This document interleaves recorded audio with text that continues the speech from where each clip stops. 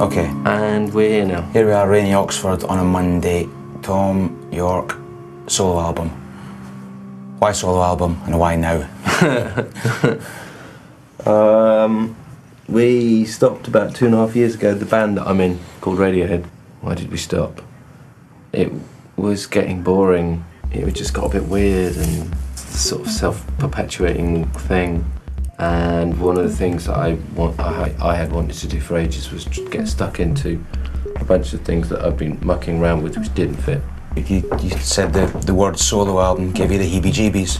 What is it about that you're not comfortable with? If it was a solo album, that would sort of, it would demand that, you know, that I'd walked away from the Radiohead thing, which it basically hadn't, and half the reason for doing it was because it's something I'd wanted to do for ages. You know, when I talked to the others about it, they're like, oh, yeah, please, go and get on with it, you know. You could sort of call it a side project, that would make more sense, but side project demands that it wasn't. It was just a doodle, but it wasn't. I mean, I really went for it with Nigel. I mean, it was a proper thing. We were trying our best. I have this vision of you working away at home, just in a little music room or the shed, on a laptop with your acoustic guitar and nothing else. Was it that minimal and therefore that freeing? Well, the initial ideas, like the initial sort of sketches for things were kind of like that, yeah. I have a little tiny cupboard, basically, in my house, which you really couldn't call a studio, with all my stuff in, and yeah, I would just sort of go in there whenever, or when we were on the road, I would be doing stuff on the laptop. So when and where did you record? I recorded by the sea in the summertime, which was nice. And then recorded in Nigel has a studio in London with a cocktail bar right next to it. That was nice. And we did a lot of work in the Radiohead studio as well.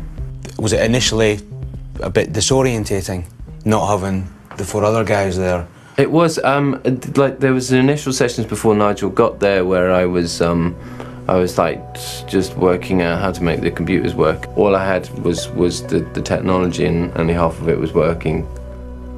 So it was quite a, you know, there's definitely a few weeks of what am I doing, you know? And then once actually I sat down with Nigel, went through the basic ideas, it was like, oh, hang on, there is something here. And it was actually really exciting because it went from being, you know, doodles to, oh right, you know, a couple of accidents that make you think, well, this is something that people might actually get. Is there any sort of feeling that you were getting something out of your system? Oh yeah, I mean, it was a real relief to have done it, and it, I mean, one of the biggest problems, not just for me, but for everybody, is at the end of the Hail to the Thief thing, we completely lost all our confidence. I mean, it was a weird experience, and not a weird feeling, and not deeply unpleasant to, you know, basically we'll go home and forget about everything we'd done, having lost all confidence in it. Only we could do that.